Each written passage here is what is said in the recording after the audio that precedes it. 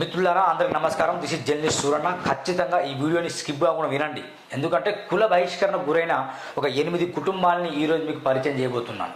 అదేంటి సూరన్న, స్వతంత్ర భారతదేశం, గణతంత్ర భారతదేశం, దశాబ్దాలుగా త్రివర్ణ పథకాన్ని ఎగిరేస్తున్నాం, జనగణ మన పాడుతున్నాం, వందే మాత్రం పాడుతున్నాం.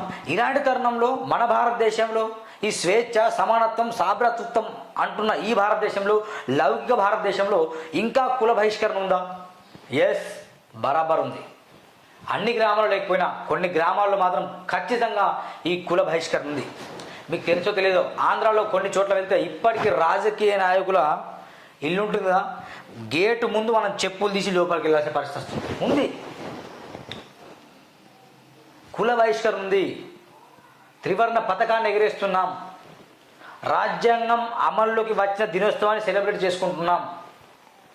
ఆగస్టు 15న మనం ఇండిపెండెన్స్ డే సెలబ్రేట్ చేసుకుంటున్నాం. పాఠశాలలో కావచ్చు, కూడలిలో కావచ్చు, ఎర్రకోట మీద కావచ్చు, ఈ పెరడ్ గ్రౌండ్లో కావచ్చు, ప్రతి ఆఫీస్ ముందు, ప్రతి కాలనీలో జెండాలను ఎగరేస్తున్నాం, ప్రతి గ్రామంలో జెండాలను ఎగరేస్తున్నాం.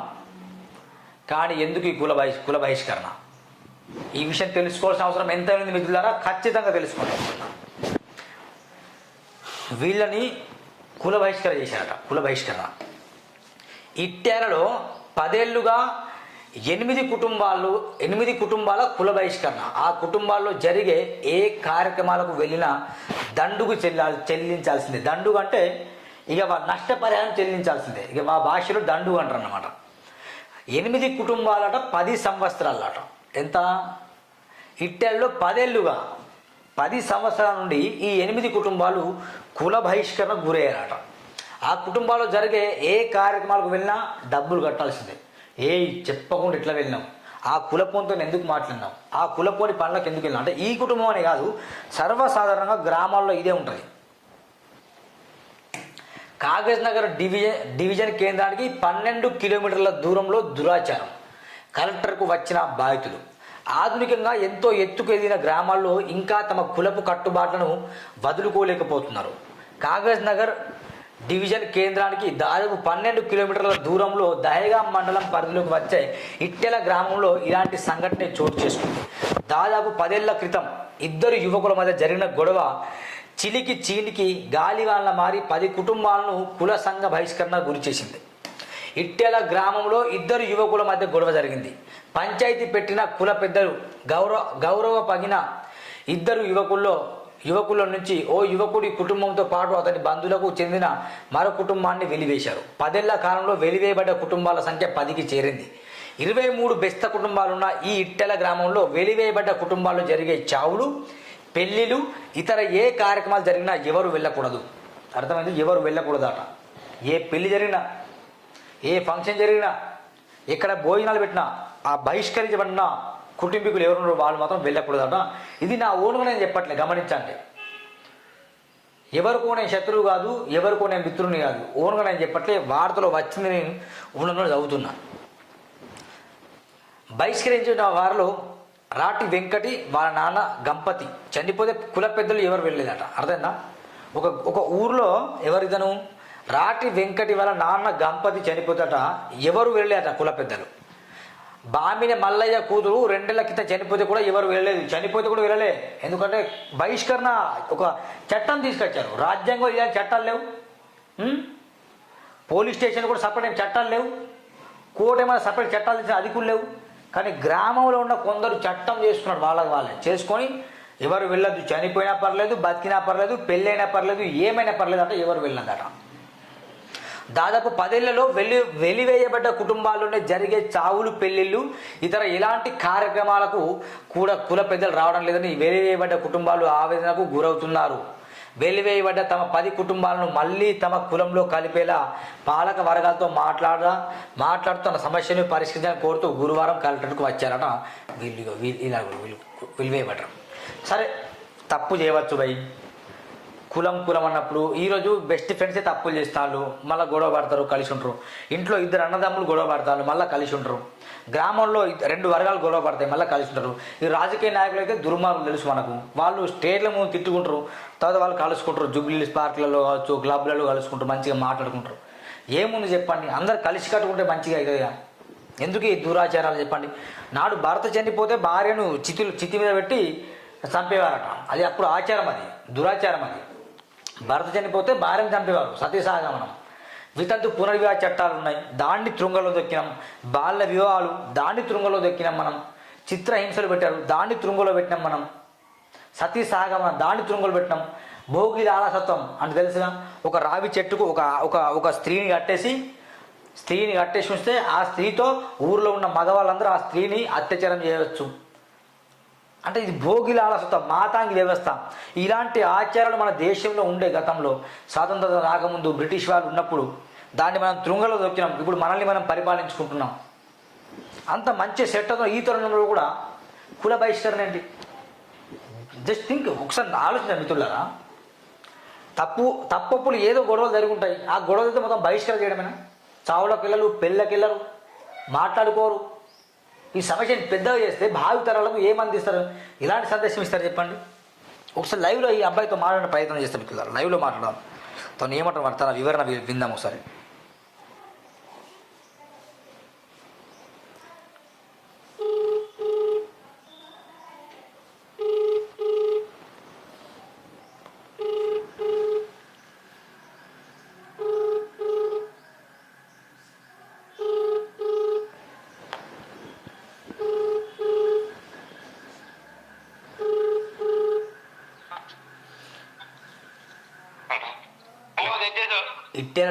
ఇట్టాల రవీందర్, నేను మీ జర్నలిస్ట్ సూరన్న మాట్లాడుతున్నా.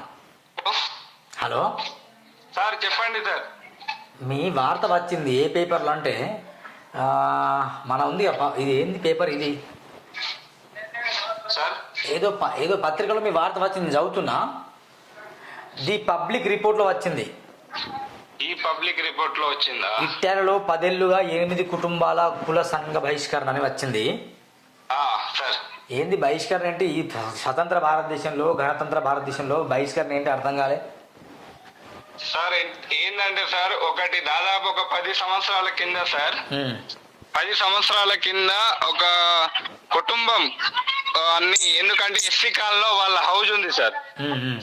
ఎస్సీ కాలనీలో 2 కుటుంబాలు ఉన్నాయి ఎస్సీ కాలనీలో.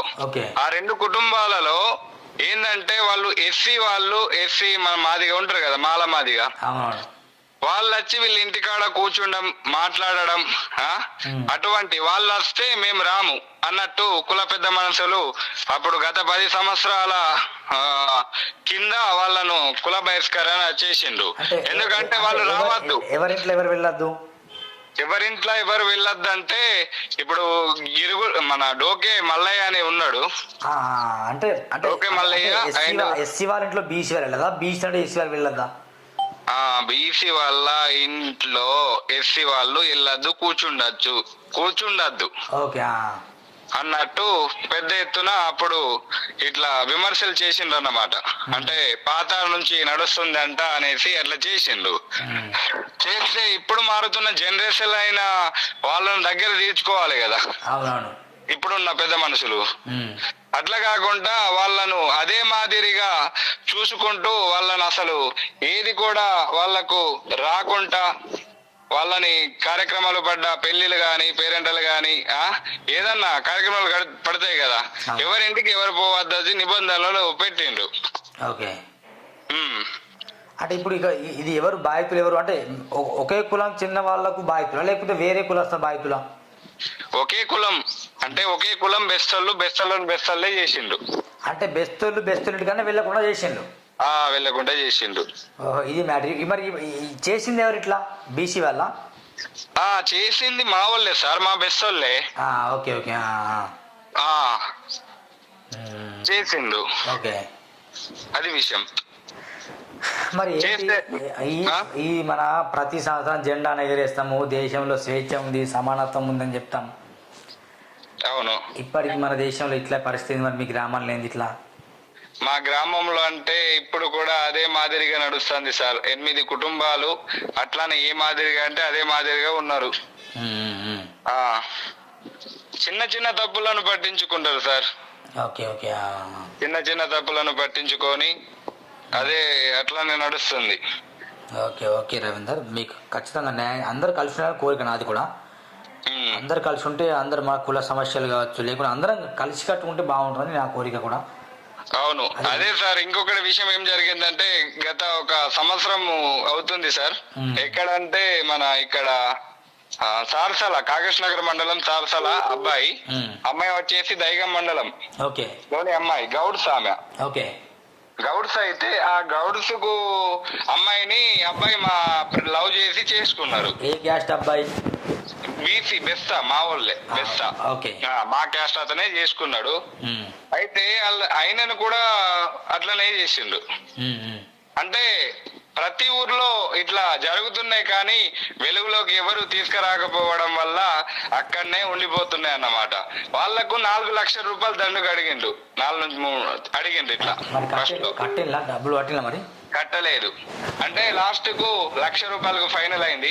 ఆ 1 లక్ష నేను 50,000 రూపాయలు ఇస్తా ఇప్పుడు, తర్వాత ఇస్తా అన్నా కూడా వాళ్ళు మా కులం వాళ్ళు వాళ్ళను దగ్గర రానియకుండా ఎవరింటికి ఎవరు పోవద్దు అనేసి నిబంధనలు పెట్టిండ్రు. ఏ పనులున్నా కూడా పోగట్లేదు, వాళ్ళు అచ్చులు లేదు. అలాంటి పరిస్థితులు ఉన్నాయి.